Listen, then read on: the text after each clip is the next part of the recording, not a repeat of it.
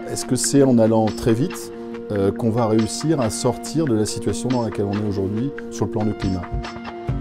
Le projet Greenlandia a débuté il y a 8 ans et il est le fruit de beaucoup de voyages et notamment de rencontres de communautés qui aux quatre coins du monde sont impactées par le dérèglement climatique. Et de là, de ces échanges qu'est née l'idée de créer Greenlandia, donc une initiative climatique qui s'inspire et qui porte la parole de l'une des communautés rencontrées, qui est au Groenland.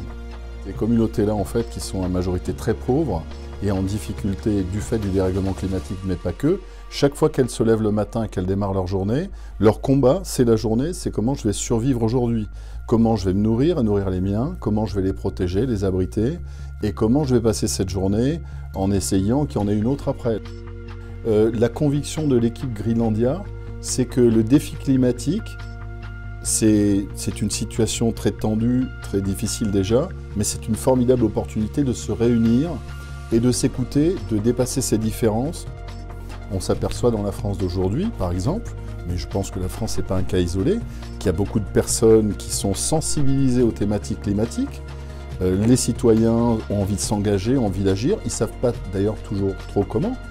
La bonne individualité dans le climat ne peut être que collective à l'arrivée. Le défi climatique, c'est absolument la nécessité d'en finir avec l'individualisme.